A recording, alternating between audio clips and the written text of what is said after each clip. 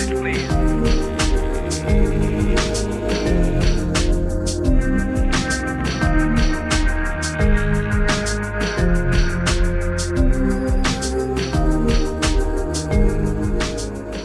All right, Tony, you're in charge of Chris Clark. You boss Chris Clark around. That's what they tell me. That's what his mom says I can do. And how well does he take that? Is he a good receiver of that kind of instruction?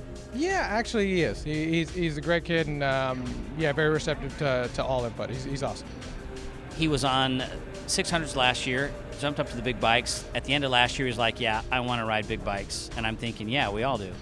Well, you know what? He had some experience before on the big bikes. When we first started working together, he was on the Triumphs, and then he would kind of dabble in some big bikes, and he had some good success with that too. So his body type kind of fit the big bike, and that's kind of where we're headed now. So how go things? Your goal early on was to get a top 10. He did that pretty quick. Yeah, it kind of surprised us with that. You know, the learning curve's it's a funny thing. People think it just goes straight up, but there's going to be some dips and valleys in there. And but you know, he's healthy and he keeps pushing, and we're always learning something. This is our first year on the motorcycle. We're really fortunate that Yamaha, Josh Hayes, and Ben have some good settings for us to try. So we're not, you know, we always have a pretty good base setting. But yeah, it is a learning curve, and I think next year you're going to see a little bit better for sure. Now you're the crew chief, so you've got a couple of guys that actually wrench on the bike while you hover and do your thing. Sure. Number one guy is we have Jefferson Burks, and he came over from Yamaha Motor Corporation with us, factory team last year. And then we have Bob Brackman, who was a factory mechanic with Honda for many years. And I really think the whole team in general. I got Robbie Peterson over there on Ben's side, Chris Roman, who came from Yamaha as well, and then Ray also from Yamaha. So, I mean, as far as the team goes, I really can't ask for anything better. I mean, it's a blessing. How have you progressed with the bike in terms of him riding the bike? Have you made any major changes, or has it been pretty steady? Yeah, I mean, our base setting's always good. So Chris has one setting that's always good. We set the other bike up with some experimental stuff or something that goes good at a test. And if that works out well, then we'll go ahead and race with it. No, he's progressed pretty good with the bike. But like I said, we kind of tend to go back to our base setting quite a bit with a few tweaks. And we've been able to take some of our Wera endurance settings as well and use those, because we also do the Wera endurance series on a R1 as well. Oh, really? So how's that going? It's going good. You know, we're leading the overall points. It's kind of tough on some of these tracks because the 600 has given us a few challenges at a couple of tracks. But all in all, Ben and Chris raced that, and we've been very successful with it. So first in class still. Is it still a lot about seat time as he makes funny faces there off camera? Nah, I can see him in the reflection of your sunglasses. I'm sure everyone else can too. That's Chris's style. He keeps it fun. But yeah, the track time, of course, you know, there's many different conditions, especially the heat. We just came from Grattan a couple weeks ago, and it was incredibly hot. And we know that kind of experience is going to pay off when we get to Barber and Virginia and those kind of places. So yeah, it really is all about seat time, just knowing what the tire's going to do when it has 30, 40 laps on it, and you've been on the thing for an hour. So yeah, it's been good. And Ben's really enjoying it too. He's never been a club racer before, so he really enjoys it. Yeah, because it is quite a difference on the team. You have Ben Bostrom, who doesn't need a lot of seat time to learn how to ride the bike as much, whereas Chris is at the beginning of this whole curve, and still seat time seems like it would be pretty important. For sure, and then because they set up the bike together, it really helps us out on this team. Things that work for Ben, we're pretty comfortable it's going to work for Chris. Well, fantastic. We're glad you guys are here, and we'll see you even further up the pointy end of the stick by the end of the year. I sure hope so. Like I said, I mean, we're going to have some valleys in this learning curve, but I really think that Chris is determined, and he trains so hard. When we're not here at the track, and the physical fitness and the diet and everything, I really think it's going to pay off. So I hope so too. Good luck. Thank you.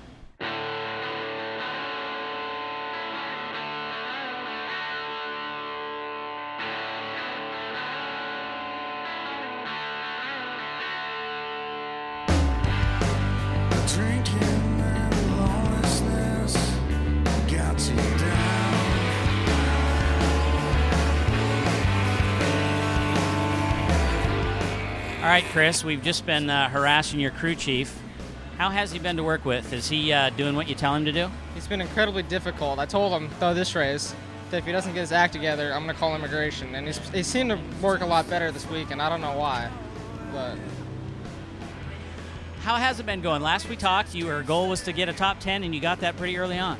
Yeah, I got it pretty early on, but struggling a bit now. I need to, need to go a little faster. Now there's a lot of setting sharing with B-Boss over there. Has that been helpful? Yeah, definitely. It's especially when we go to do the endurance stuff. The way we set up a bike is very similar in what we like and stuff, and so it becomes really easy because if he finds a setup he likes, most likely, maybe with a few adjustments, I'm really gonna like it. So, endurance racing, tell us about that. A lot of seat time. A lot of seat time, yeah. We got the lucky experience of going to Grattan. How many races do you have left in that? Let's see. We got Summit, Virginia, Barber, and GNF, I think, so 4. How does that transition to what you're doing here in the sprint races? I mean, you can't ride for an entire endurance race the way you ride a sprint bike. That's what we're working towards. Obviously tires and different and stuff, and you're out there for a little bit longer, but still you need to be able to work up to being able to put in those laps every lap. And so it's definitely good training for this bike. It just makes sprints easier. So. All right, last question about Mid-Ohio here and the sealer strips and the sealer issues. They're pretty sketchy out there sometimes. Once you compare to Grattan, they're not even close to being as bad. No, I've never had too much of a problem with the sealers here. Usually if you're the first one out in the morning and the track's kind of green, they're a little slick. Out there, even today, it was a little bit slick, but as it warms up and the day goes on, they're fine. Ben might have a different opinion on that, but that's where he had the big crash yesterday. So.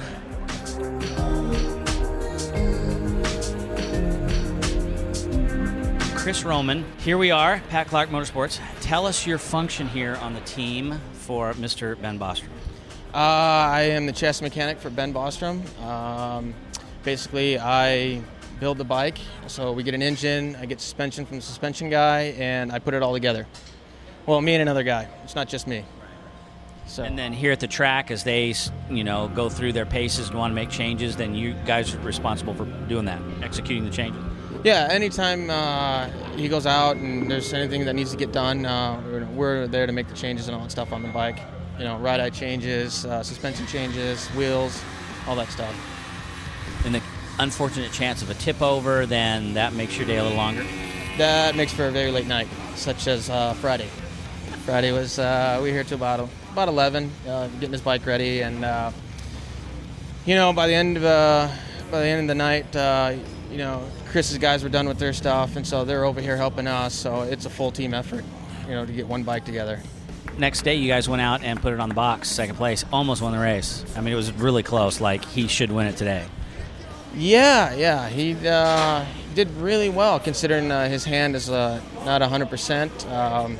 That happened in the crash? Yeah, he, broken bone in his thumb, and he tore the ligaments in his thumb.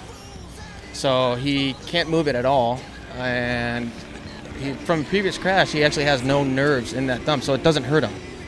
But he can't hold on to the bike, is what he was complaining about during the race.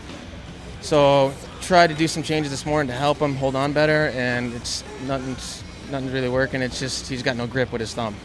So we'll see how it goes today. It feels better, he says. The swelling's gone down, but still he can't move it. We're going to tape his thumb in a certain position and then put his glove on, and then we're going to go. We're going to see what happens. So we're hoping for another good start, and hope for the best. Good luck, man. Thank you.